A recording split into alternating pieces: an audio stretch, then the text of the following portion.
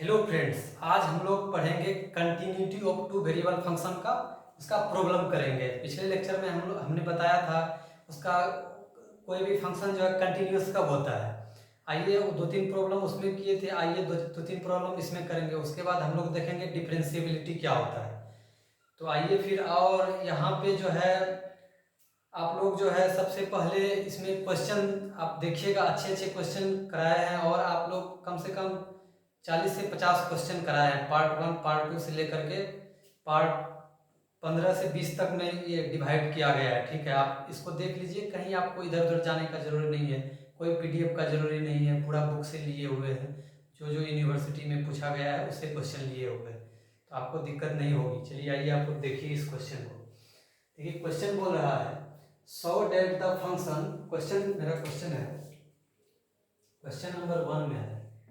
Question number 1 में देखिए question बोल रहा है सो डेट द फंक्शन, फंक्शन ऐसा है जो f जो है आर स्क्वायर से आर में डिफाइंड है by f of x by under root x y square is continuous at the origin. Origin पे एक कंटिन्यूअस, सबसे पहले एफ ऑफ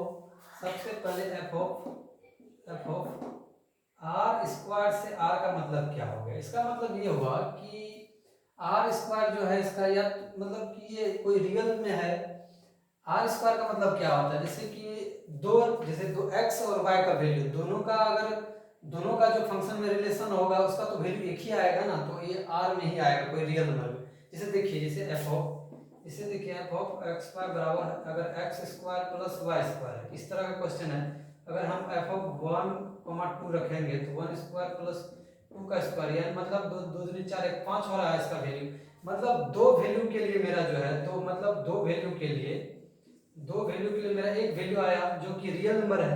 यानी कि x का जो है आर स्क्वायर का मतलब होता है R square R into R cross R. इसका मतलब ये, या तो आप ऐसे समझ सकते हैं, फर्स्ट वाला आर, सेकंड जो है y जो है और आर में है, तो आर इंटू आर। तो कोई देखिए, कोई भी अगर को डोमेन लेंगे तो उसका जो डोमेन आएगा, कोई तो एक ही वैल्यू आएगा, कोई जो रियल नंबर होगा। तो ये है, ठीक है। तो ये को डोमेन जो है रियल नंबर पे है। तो आइए इस क्वेश्चन को करते हैं। सबसे पहले दिखाना है जीरो पे कंटिन्यूअस है कि नहीं। सबसे पहले क्या दिखाना है, जीरो पे कंटिन्यूअस है कि नहीं। सॉल्यूशन, अब देखिए जीरो पे कंटिन्यूअस दिखाने के लिए इसका हम बोलते आ रहे हैं, इसका एक फॉर्मूला होता है। तो limit of x comma y tending to a comma b is f of x y is equals to होना चाहिए उसी फंक्शन पे, ये पॉइंट उस फंक्शन का वैल्यू के बराबर होना चाहिए। लिमिट का वैल्यू जो है ए बी पर, और उस फंक्शन जो है ए बी का वैल्यू सेम होना चाहिए। तो हम बोलते हैं फंक्शन क्या है मेरा, कंटिन्यूअस है। तो आइए जरा इसको देखा जाए। तो एफ ऑफ 0, 0 अगर रखेंगे इस पर, क्योंकि जीरो पे हमको दिखाना है, कंटिन्यूअस ओरिजिन पे दिखाना है। तो यहाँ पे root of x into y का स्क्वायर है, ये है ना जी, तो बराबर 0 इंटू 0 का होल स्क्वायर। ऑब्वियस है कि जीरो ही होगा, तो ये जीरो हो गया इसका वैल्यू। अब देखते हैं इसका लिमिट में देखेंगे limit of x comma y tending to 0, 0 tends कर रहा है 0 पे root of x into y square, ये है एक्स इंटू वाई है। अब देखिए इसका वैल्यू कैसे निकालेंगे, लिमिट का वैल्यू। अगर इस तरह का वैल्यू है 0, 0 पे, तो इसका वैल्यू 0 आ रहा है, यहाँ पे टेंडिंग हो रहा है। सबसे पहले पाथ लेते हैं, यहाँ पे पाथ ले लीजिए, y बराबर जो है mx ले लेते हैं, y बराबर mx। तो limit of x tending to 0, क्योंकि यहाँ y बराबर mx रखे। वैसे भी देखिए, अगर हम 0 x के जगह पे 0 रखेंगे तो ऑब्वियस है कि y का वैल्यू भी 0 हो गया। तो x टेंडिंग टू 0 हो गया, y पे 0 रखे हैं तो 0 पे 0 ही होता है। तो लिमिट ऑफ यहाँ पे मेरा क्या हो जाएगा, x इंटू एम एक्स का होल स्क्वायर, ये हो गया ना। तो limit of x tending to 0। अब देखिए वाई स्क्वायर है, तो यहाँ पे हो गया under root of x cube, x square into x cube m square. तो यहाँ से इसका वैल्यू अगर रखिएगा तो भी 0 आ रहा है। मतलब अगर कोई भी पाथ लीजिएगा, इसके लोग कोई भी पाथ लीजिएगा उसका वैल्यू 0 ही आएगा, लिमिट का वैल्यू 0 ही आएगा। अब देखिए इसको मिटा देते हैं जरा, इसको मिटा देते हैं। देखिए अब देखिए यहाँ पे क्या करते हैं, इसका अगर जैसे कि y बराबर रूट ऑफ एक्स, एक पाथ है, कोई भी पाथ ले लीजिए, ऐसा नहीं है कि मतलब कोई भी पाथ ले लीजिए, मतलब वो 0, 0 के लोग वो पाथ जो है आना चाहिए, या तो ऐसे ले लीजिए, ऐसे मतलब इनफाइनाइट तरीके से ले लीजिए, सबका वैल्यू सेम आना चाहिए। तो limit of x tending to zero, यहाँ पे root of x into y के रूट ऑफ एक्स रखें, इसका होल स्क्वायर हो जाएगा। जितना वैल्यू रखिएगा सबका वैल्यू जीरो ही आएगा। Limit of as x tending to zero, यहाँ पे हो गया मेरा x into x is equals to x हो गया, रूट ऑफ एक्स का वैल्यू रखिएगा तो जीरो हो गया। तो लिमिट का वैल्यू क्या हो गया, जीरो हो गया। यहाँ पे देखिए हर पाथ से अगर हर पाथ लेंगे सबका वैल्यू यूनिक आ रहा है, तो लिमिट मेरा एग्जिस्ट कर रहा है और इसका वैल्यू भी जीरो के बराबर आ रहा है। तो जीरो के बराबर आ रहा है और इस पॉइंट पे फंक्शन का वैल्यू कितना है, जीरो है। तो यहाँ पे क्या है, limit of x comma y tending to zero comma zero पे, और एफ ऑफ एक्स जो है इसका वैल्यू है जीरो आ रहा है, इसका वैल्यू जीरो आ रहा है, is equals to limit of x comma y tends to zero comma zero, और यहाँ पे क्या है, root of x y square is equals to f of zero comma zero पे इसका सब का वैल्यू कितना आ रहा है, जीरो आ रहा है। तो जीरो जब आ रहा था, यहाँ पे जो थ्योरी लिखे थे वही था ना, तो जीरो आ रहा है तो फंक्शन क्या समझे, कंटिन्यूअस है। और एक प्रॉब्लम लेते हैं, उसके बाद इस टॉपिक को फिनिश करते हैं।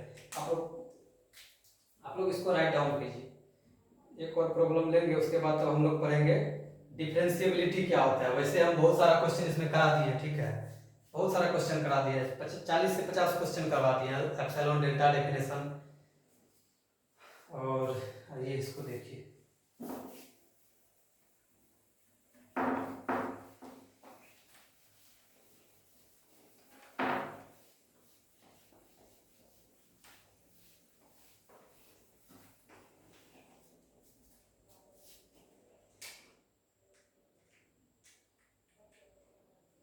देखिए इसमें से एक क्वेश्चन है। अब इसमें देखिए एक क्वेश्चन यहाँ पे है, हाँ ये वाला क्वेश्चन है, क्वेश्चन नंबर 2 में है। देखिए लेट आर स्क्वायर से, लेट एफ एक ऐसा फंक्शन है जो कि आर स्क्वायर से आर में डिवाइड, बता दिए क्या होता है, ये एक्स वाई जो कोड एक्स वाई का वैल्यू, क्योंकि आर इंटू आर, आर से आर में है, तो फर्स्ट आर एक्स दूसरा आर वाई का, ये कोई आपका डोमेन है, ठीक है, डोमेन से इन दोनों का कोई एक ही वैल्यू आएगा जो रियल नंबर आएगा, ठीक है। ये होता है be a function, be a continuous, be a continuous function, be a continuous function. अब देखिए ये दूसरा फंक्शन, ये फंक्शन ये भी एक फंक्शन है जो कि जी से जी, जो जी एक फंक्शन जो ये भी जो आर स्क्वायर से आर में डिफाइंड है, इज डिफाइंड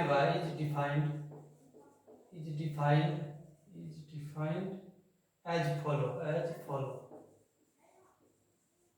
फॉलो में डिफाइंड है, क्या है g, g of x comma Y,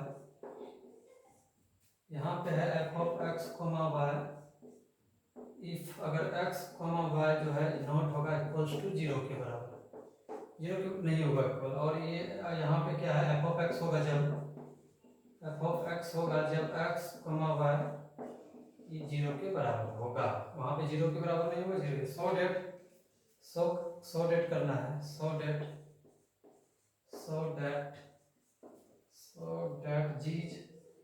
ji is not continuous function at zero comma zero पे दिखाना है, ये फंक्शन मेरा दिस नॉट कॉन्टिन्यूअस है। देखिए ये क्वेश्चन में सबसे पहले देखिए क्या है, क्वेश्चन नंबर 2 में देखिए सबसे पहले है एफ जो एक ऐसा फंक्शन है, एफ जो आर स्क्वायर से आर में डिफाइंड है, ये कॉन्टिन्यूअस फंक्शन क्या है, यहाँ पे दे दिया है एफ ऑफ जो है एक्स कोमा वाई, ये जो फंक्शन है ये मेरा जो क्या है, ये कॉन्टिन्यूअस है एट जीरो कोमा जीरो पे, ये कॉन्टिन्यूअस है, ये जो है जीरो कोमा जीरो पे कॉन्टिन्यूअस है, यहाँ पे इनको दे दिया है फंक्शन। और यहाँ पे लॉजिकली भी देखा जाए तो एफ आर भी एक कॉन्टिन्यूअस फंक्शन, ये एफ जो है एक कॉन्टिन्यूअस फंक्शन दिया हुआ है, ठीक है। लॉजिकली सोच के देखिए, जब ये कॉन्टिन्यूअस है तो हमको यहाँ पे फंक्शन जी जो है आर स्क्वायर से R is defined as follow, F of x Y जो एफ ऑफ एक्स वाई जब X comma Y not equals to zero, जब एफ ऑफ एक्स वाई एक मिनट प्लस 1 होगा, यहाँ पे F of x Y plus 1 होगा, plus 1 और X Y का वैल्यू जीरो के बराबर होगा, so that G is not continuous, ये दिखाना है। ये भी तो फंक्शन कंटिन्यूअस होगा जीरो जीरो पे, मतलब इसका ये हो गया कि limit of x comma y x comma y, x comma y ये टेंड्स करेगा 0 0, इसका जो है f of x y is equals to जो है ये फंक्शन के बराबर हो जाएगा। इसका मतलब ये हो गया, ठीक है, क्योंकि ये फंक्शन के बराबर होगा तभी तो ये फंक्शन कंटिन्यूअस। इसको मान लेते हैं एल, इसको तो मान सकते हैं, कुछ भी मान सकते हैं, एल एम जो भी है, कोई कांस्टेंट या रियल नंबर ये मान सकते हैं, एक एल आया होगा, ठीक है। अब हमको देखना है, अब हमको दिखाना क्या है, सबसे पहले इसमें देखिए दिखाना ये जी मेरा जी कंटिन्यूअस होगा, जी कंटिन्यूअस है या कि नहीं है तो वो दिखा। इसका मतलब क्या होगा, limit of x x comma y, इसका मतलब ये होगा ए कोमा बी पे हमको जी का एक फंक्शन दिखाना है जो कि ये जी जो है ए कोमा बी पे ये इक्वल्स होना चाहिए, यही होना चाहिए दिखाना है। मतलब कंटिन्यूअस अगर जी होगा तो उसका लिमिट का वैल्यू जो है उस फंक्शन पे रखेंगे उसका वैल्यू के बराबर होना चाहिए, G of F of x Y ये होना चाहिए। इसको हम यहाँ पे एफ ऑफ एक्स वाई को एल माने, सबसे पहले हम इसको यहाँ पे लेके चलते हैं, जी को लेके चलते हैं, जो कि यहाँ पे दिया हुआ है। अगर जी ऑफ एक्स वाई यहाँ पे दिया हुआ है, G of x comma Y limit of x comma Y tends to 0 comma 0, तो इसका वैल्यू हम क्या ले सकते हैं, G of x comma Y is equal to यहाँ पे दिया है 10, यहाँ पे 0 0 10 मतलब 0 की इक्वल नहीं है तो ये वाला फंक्शन लेंगे हम f of x comma y, ये वाला लेंगे। इसका वैल्यू जो है कितना आया हुआ है, एफ ऑफ एक्स वाई का वैल्यू कितना आया हुआ है, इसको हम एल माने हुए हैं क्योंकि लिमिट में है, इसका वैल्यू हम एल माने हैं। 0 0 पे इसका वैल्यू यहाँ पे 0 पुट कर दीजिए आप, यहाँ इसका मतलब यही हो गया कि इसका वैल्यू जो है 0 0 यहाँ पे रख दीजिएगा तो कितना हो जाएगा, एफ ऑफ एक्स वाई हो जाएगा, एफ ऑफ एक्स वाई जो कि ये 0 0 पे इसका वैल्यू कितना आया, यहाँ पे 0 0 पे इसका वैल्यू एल आया हुआ है, मान लिया आया नहीं है इसको मान लिया, ठीक है, लेट किए हुए तो ये आ गया यहाँ से, ठीक है। और अब ऐसा जब होगा जब, और अब देखिए जी ऑफ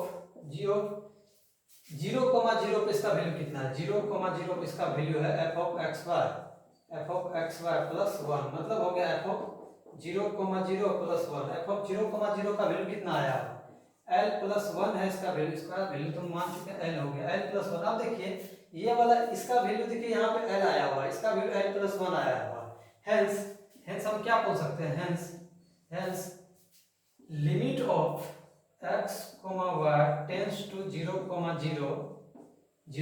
0 यहाँ पे g ऑफ x y का कोई फंक्शन है, ठीक है, इज इक्वल्स टू नहीं है g of x comma y, ये इक्वल नहीं है, तो इक्वल जब नहीं है तो हम क्या बोलेंगे, जी एक फंक्शन है जो कि डिसकंटिन्यूअस है, किस पे, एट पॉइंट 0 0 पे, मतलब limit of x comma y tends to 0 comma 0।